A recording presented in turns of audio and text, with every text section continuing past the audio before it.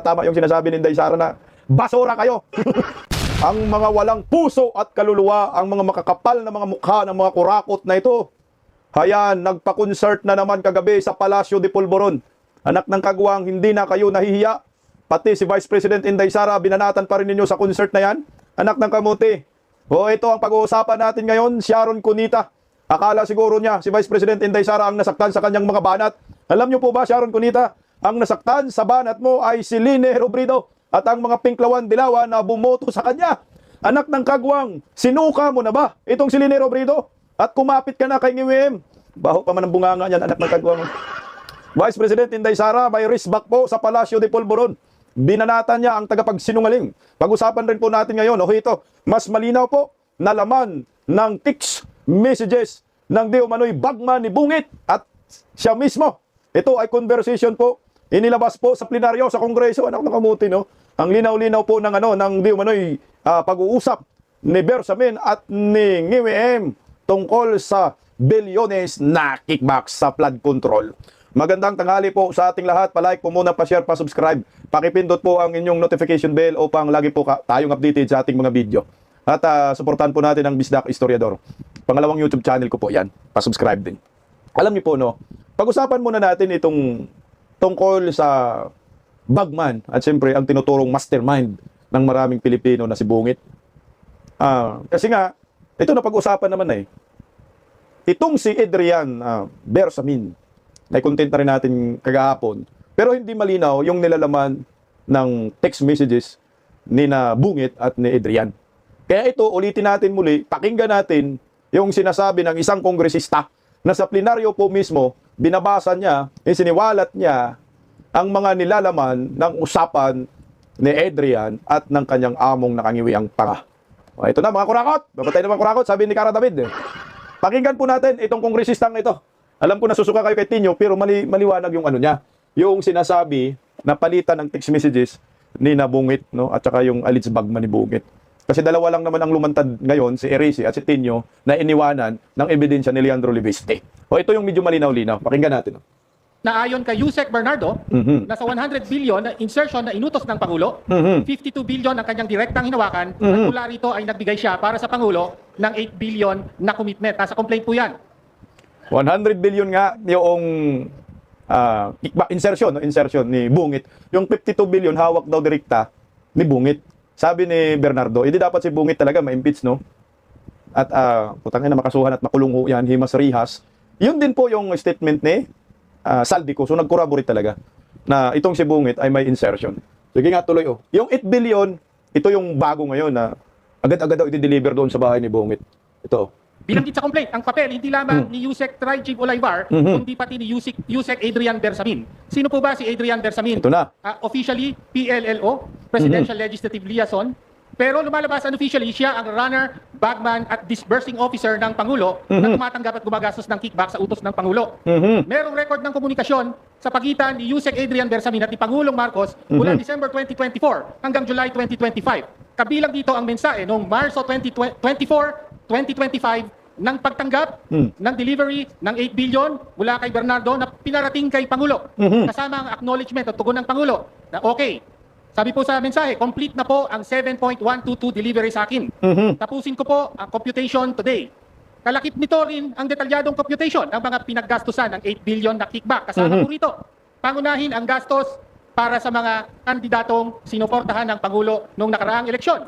Kasama rin ang gastos sa mga TV ad para sa eleksyon. Pambayad ng 6 million pesos para sa dayuhang pollster na si Perud. Na ginagamit na election consultant ng Malacanang at 68 million pesos bilang talent fee para sa isang performer na ginamit ng administrasyon sa kampanya. Nagpatuloy ang... Anak ng kagwang, grabe, no? Ang kakapal ng mga mukha nito. Ito, mga alyansa, Diretso Cubita. Yung pinanggastos ni Bangag sa inyong eleksyon nakaraan ay pera ng bayan yan. Galing sa kickbacks, galing sa insertion. Yung 8 billion na yun, computation daw, doon kinuha lahat ng gasto sa pangangampanya, anak ng kagwang. Ikaw, sino ba yung mga alyansa? Si Ping Lacson na nanalo. Erwin Tolpo, putang hindi naman nanalo yan dahil kay George Garcia lang yan. Taso to. Sana makonsensya kayo. Limpak-limpak na sa lapi yung mga yung mga meeting di avance nila, campaign na nandun si Bangag. Sagot matik ng Malacanang, ang problema dyan, Galing pala sa pera ng bayan yan. Diyan sa mga kickbacks na 8 billion. Komunikasyon na ito hanggang July 2025. On July 10, pinaabot ni Yusek Bersamin na may delivery siya ng 2 billion pesos para sa Pangulo. Sa Nara residence sa Forbes Park at sa sagot ng Pangulo. Sasabihan ko, si June Baris. This is July 10. The President appears to be receiving kickbacks days before he went to Congress. Humarap siya rito at nagsabing, mahiya naman kayo. Sino po ang dapat na mahiya? Bukod kay Yusek Bersamin, may kopya po ng record ng komunikasyong ito. Ang isa pang miyembro ng kapulungan ito, Congressman Leandro Libiste. At pinarating sa amin. Sa ilan sa aming mga kasapian dito, kasama si Congressman Erice, hawak din ito ng isang LGU official na pinagkakatiwalaan ng mga Bersamin. Sa madaling sabi, may malakas na ebidensya sa aligasyon na may alam ng Pangulo ang corruption sa flood control. Direktang lumahok siya at tumanggap siya ng kickback mula rito. Ayan po yung mga nilalaman ng konversasyon ni Bongbong Marcos at tinuturing bagman ngayon na si Adrian Bersamin na nagbigay nga ho ng ebidensya kay Leandro Libiste. At ang may hawak pa lang ngayon, I think 5 sila. So ito, sinasabi pa lang ang mga nilalaman ng conversation na yan. Particular doon sa 100 billion, 52 billion insertion at sa 8 billion na insertion na ginagastos sa pangangampanya at 2 billion na i-deliver dyan sa Nara residence ba yan? Sa Forbes Park ba yan? So yan ay lahat tumutugma sa mga sinasabi ni Saldico. O ito na ho tayo ngayon. So ano ang gagawin dito ni Panfilo Lacson? Hindi ba ho niya iimbita ang mga taong ito sa Senate Blue Ribbon Committee? Kaso nga tinapos na nga ni Panfilo ni Ping Lacson. Excuse me po. Ang investigasyon patungkol sa flood control, may rekomendasyon na ho. Ganito po tayo ginago ng mga hinayupak na yan. Ganon katindi po ang sindikato at mafia. Pag tinignan mo, yung sinasabi ni Tinyo ngayon na conversation ni Adrian at saka ni Bungit patungkol sa mga insertion, ito ay maliwanag na 100%, kung itong paniwalaan natin na 100% si Bungit ang mastermind sa lahat ng flood control corruption. Sa lahat, anong klaseng corruption? Hindi lang sa flood control. Si Bongbong Marcos ang mastermind. Ibagman lang naman si Adrian si Bernardo, sinabi may insertion daw. Si Bungit, 100 billion, 50 billion. O ganun po katindi. Ang sindikato ngayon, pero iba po yung pinaparusahan. Ni minsan si Martin Romualdez hindi nakakasuhan. Walang rekomendasyon. Sila lang ang naglilima sa kaban ng bayan. Maganda ho siguro kung ilabas na talaga ni Leandro Libiste ang kumpletong ebidensya, text messages at CCTV footage para malaman ng taong bayan kung gaano kakawatan itong mga Marcoses. Mula noon hanggang ngayon, mga kawatan. Di ba kayo nakukonsensya? Nagaya nito. Kagabi, akala nila, pera nila yung ginagamit nila dyan sa pagwalwal. Nagpa-concert na naman kagabi. Nag-hire pa ng artistang, anak ng kagwang, iyakin pa naman yan pag binabash, no? Pera na naman ng bayan, ang kakapal ang mukha ng mga to. Hindi pa rin po sila nahihiya sa nangyayari sa bansang ito. Kakatapos lang ng baha, di ba? Diyan sa Iligan, diyan sa Visayas at Mindanao. Maraming lumubog sa baha. Maraming may trahedya sa karagatan, maraming namatay, anak ng kagwang. Kung yung ginastos po ninyo, diyan sa concert ninyo, ay itinulong po ninyo sa mga nasalanta, mga biktima, ay di sana mamahalin pa kayo ng taong bayan. Pero ngayon, ipinakita lang talaga ninyong pagiging swapang at pagkawalang hiya. Nagpa-concert na naman itong mag-asawang si Lisa Marcos at si Bongbong Marcos. At ang guest po na ginamit nila ay si Miga. O ito. Tapos, bumanat kay Vice President Inday Sara, ang problema nga dyan sa pagbanat ninyo, hindi naman si Inday Sara ang nasaktan dyan. Ang nasaktan po ay si Leni Robredo. O ito po, nagpa-concert na naman ang mga makakapal ng mukha. An Evening with the Stars. Anak ng kamote. Pera nyo ginamit dyan, ngiwe. Pera ng bayan yan, Nakakalungkot nga kasi tayo po inabuso talaga ng todo ng mga sindikatong ito, ng mafyang ito. Wala pong pumapalag, hinayaan lang din ng taong bayan. Kailan kaya magising ang mga Pilipino? Harap-harapan na tayo ginagawa dito. Payag kayo ito na, ito nagiging regular po nila, na concert dyan sa Malacanang. I think every 4 months or every 3 months yata. Ginagawa nila, kahit may nasalanta, kahit may sobra-sobrang kahirapan, wala silang pakialam dyan. Nag-hire pa sila ng isang singer na laos na, artista na laos na, binanatan si Vice President Inday Sara Cuno, pero hindi niya alam. Ang binabanatan niya dito ay si Leni Robredo. Talagang, kung ako mga supporters ng mga Pinklawan Dilawan, ma-disappoint ako sa sinasabi dito ni Leni Robredo. Kasi ang lumalabas, mas okay sa kanya na ang presidente ay si Bongbong Marcos. Kunyari, binanatan si Inday, pakinggan natin. There's something I do not like about your presidency too. There's something I do not like about you being Mr. President and Madam being Madam First Lady. I think it's the fact that I miss years ago just texting to say, Bonged Lisa Vicente Ilocos Bagnet. Oh, tumawa pa si Bangag. Ano yun I failed to do that. sa Tagalog? Mr. President, this is for you. Madam First Lady, this is for you, especially the first song. This is what you requested for. I'm happy to be here, sir. And sir, I have only one Vice President there. My date tonight. Mali your choice, no? Sorry, okay, let's move on. Oh, lol. Oh. Only one Vice President tonight daw. Ang tinutukoy niya si Kiko. Mali daw yung choice ni ni Bungit na si Inday Sara ang maging Vice President. Tuloy lang natin kunti, oh.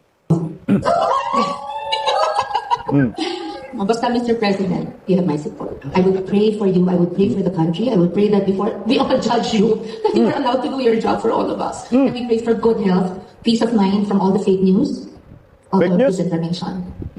May God be with you every single day, Mr. President and Madam First Lady. Not Vice President, as Madam First Lady. No, but that's my Vice President. My date. Putang ina, no? Nagkalit-silit na. Vice President daw si Bake. So, sabi ni ni Megastar, sinusuportahan daw niya si Bongbong Marcos. So, ang dapat daw, sana na, sabi, mali yung pagpili ni Bongbong Marcos na Vice President. Ito po, sir, I only have one Vice President. My date tonight, Senator Kiko Pangilinan. Mali your choice, no? Mali your choice. Alam mo ba, amiga, yung mga banat mo na yan, hindi man si Inday Sara nasaktan dyan. Hindi man kami. Ang nasasaktan dyan, si Lini Robredo. Bantakin mo. Oh, ikaw ay, alam ko naman, binoto mo ba si Lini Robredo? Eh yung statement mo na yan, ang lumalabas, na mas gusto mo, ang tandem ni Bangag, ay si Kiko, Bongbong Marcos, at Kiko Wow Dagat. Yan ang gusto mo. Na para bang ayaw mo kay Lini Robredo. Ang inaw. Kaya nga, sinabi ko dyan, sinusuka ni Megastar, ni Miga, si Lini Robredo. Yun ang mensahe. Hindi po yan nasaktan si Inday Sara. Kasi nga, pareho po. Si Inday Sara, sinabi po niya na nabudol siya ni Bangag. Maling-mali din po yung choice ng mga DDS na si Bangag ang presidente nila. Ako, hindi man ako nagbangag, nag-isko man ako kasi ayaw ko talaga mag-Marcos. Oh. Nabudol ang mga Duterte. Alam mo, Amiga Star, hindi yan mananalo si Bongbong Marcos kung wala ang mga Duterte. Yan ang maliwanag dyan. Kaya ngayon, sumisip-sip kayo, pati yung mga pinagsasabi nyo kay Leni Robredo, sinusuka na ho ninyo. O di ba ho, nagmakaawa pa kayong ang sabi ni ang sabi dyan ni nagmakaawa na sana tumakbo sa pagka-presidente. Iyak na iyak si dyan si Sharon Cunoton, Sabi niya, I hope VP Leni runs for president next time. Dahil di makakatakbo na rin si tatay next time. One term lang, di ba? So, napaka-disente. Gusto niya napatakbuhin sa pagka-presidente si Leni Robredo. At yun yung sinusuportahan niya. Mangyak-iyak pa siya sa live na yan. Ngayon, wala na. You have my support na, Bongbong Marcos. So wala na, hindi sinusukan niyo si Leni Robredo. At ito pa, alam mo manggagamit itong mga animal talaga.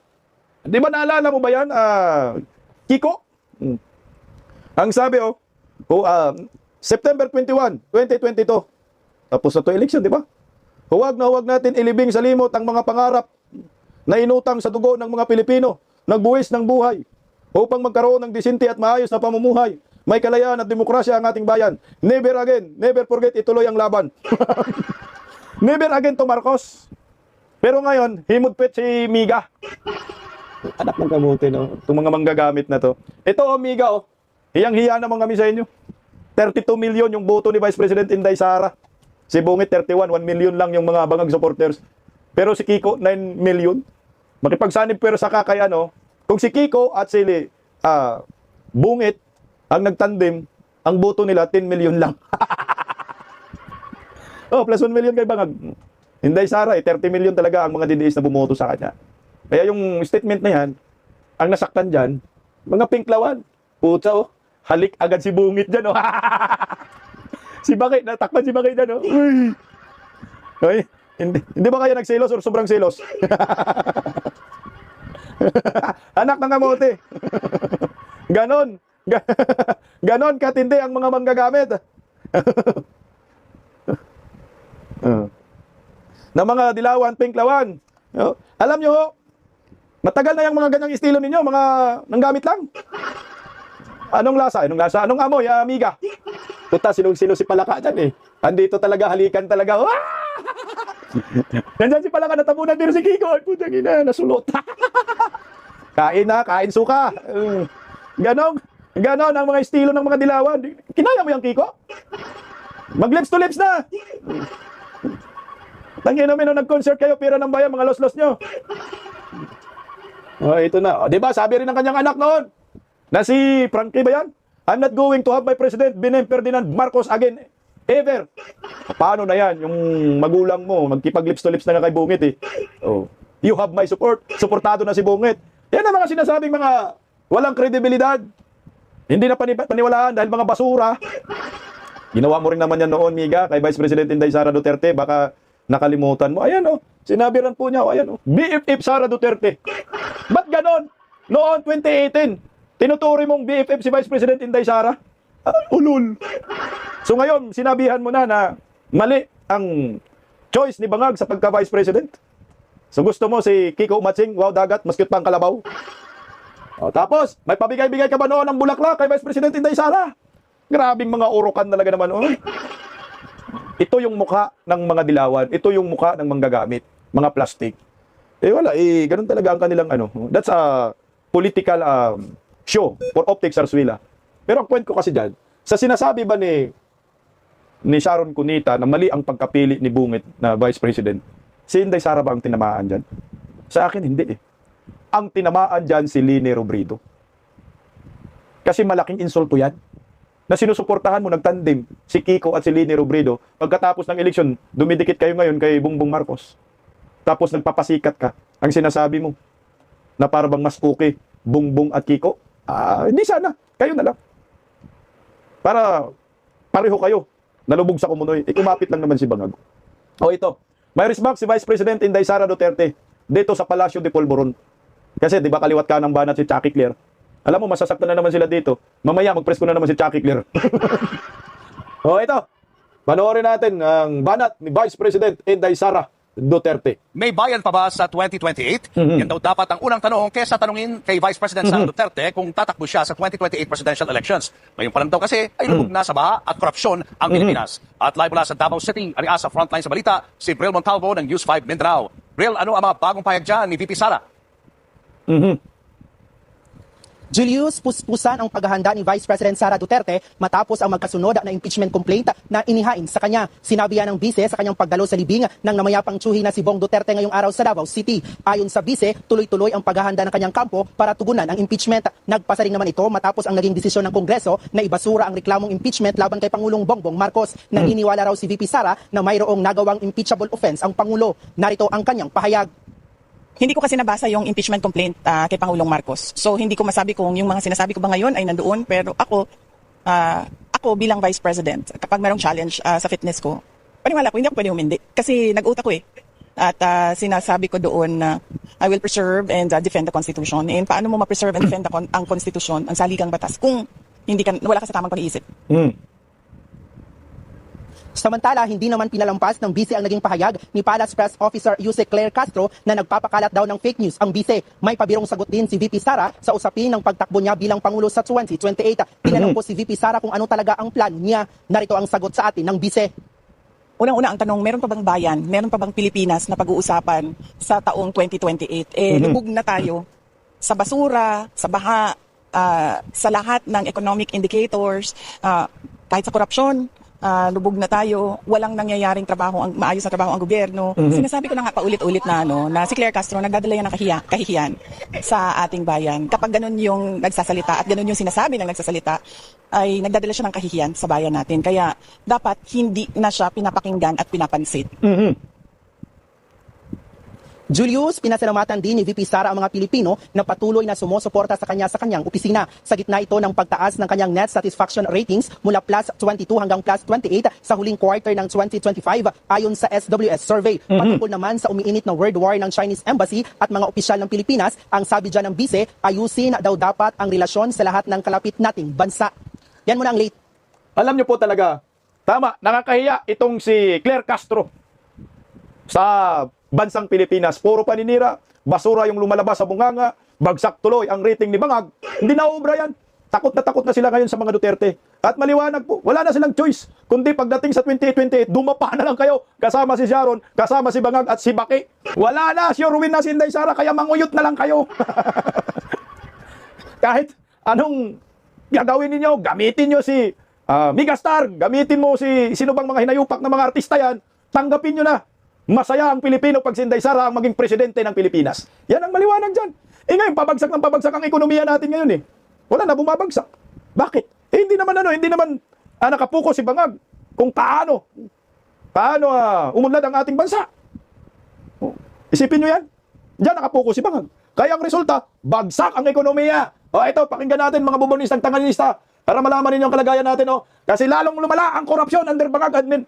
Lalong nililimas ang kaban ng bayan. Kaya ito ang nangyayari ngayon. Mas lalo pang lumala ang pagtingin ng mundo sa Pilipinas pagdating sa korupsyon. Base yan sa pag-aaral ng Corruption's Perception Index 2025. Live mula sa TV5 Media Center, nangunguna sa balita, si Gerard de la Peña. Gerard, pang ilan daw ang Pilipinas sa listahan dyan?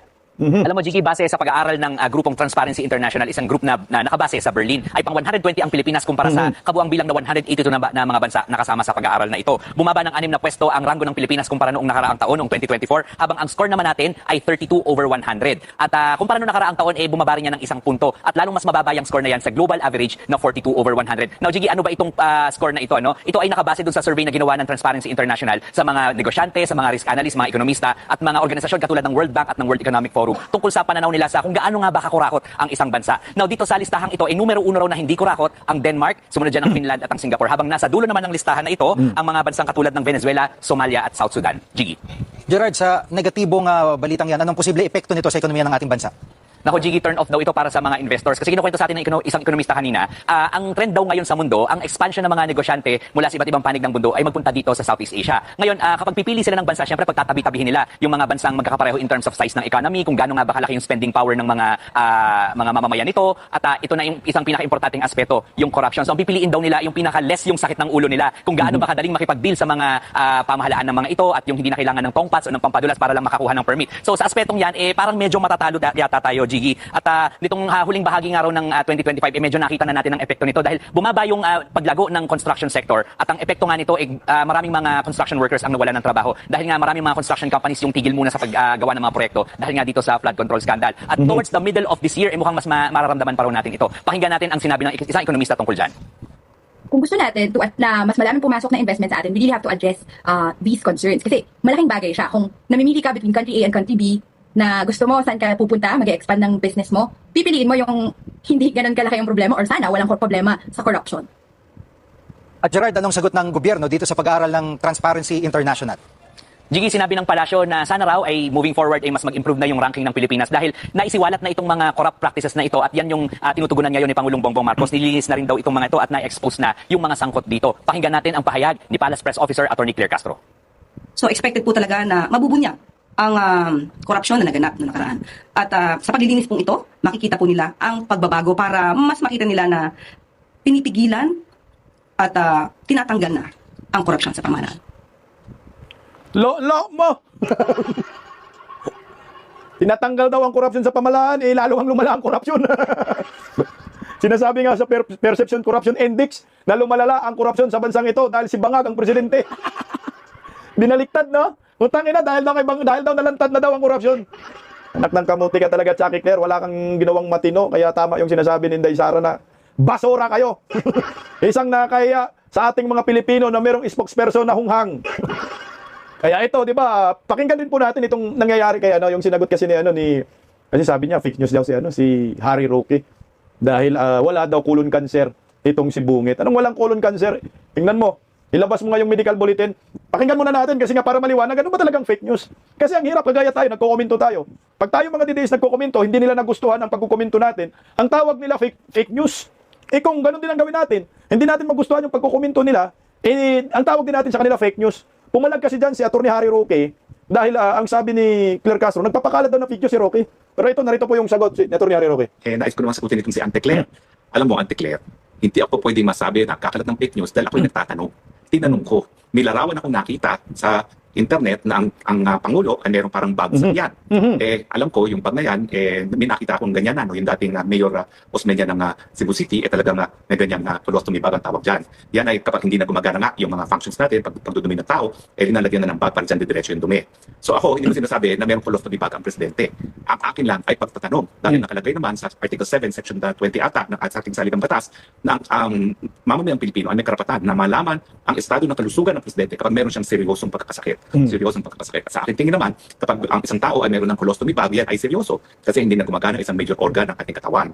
So, Auntie Claire, huwag mong sasabihin fake news yan dahil yan po ipagtatanong.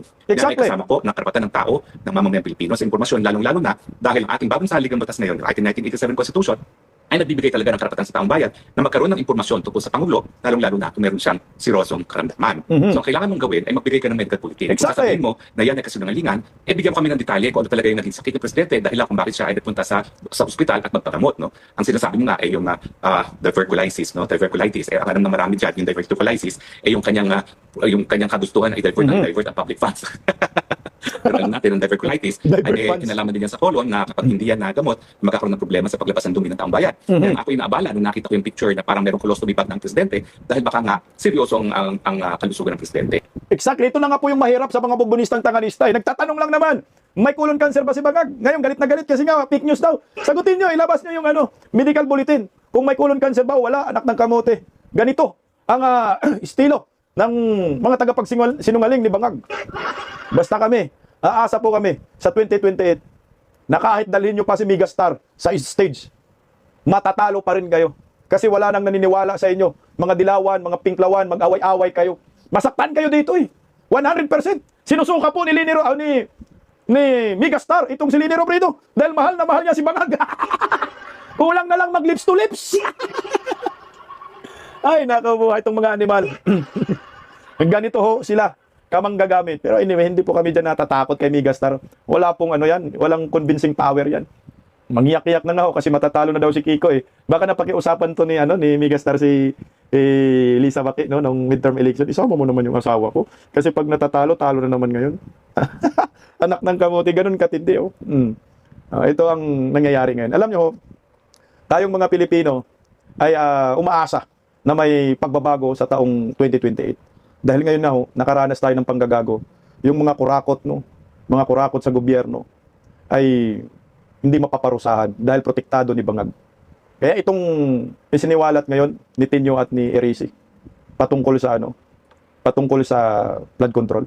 Itong conversation ni Adrian at ni Bangag, malaking ebidensya po ito. Pagdating po sa 2028, kasi ngayon hindi man yun maparusahan kasi impeachable officer man yan.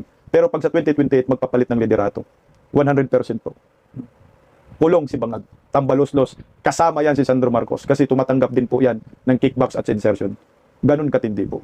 Kasi tayo po, mga Pilipino, umaasa ng tunay na pagbabago at pananagutan. Wala na pong makagagawa dyan, kundi si Vice President Inday Sara pag naging presidente ng Republika ng Pilipinas.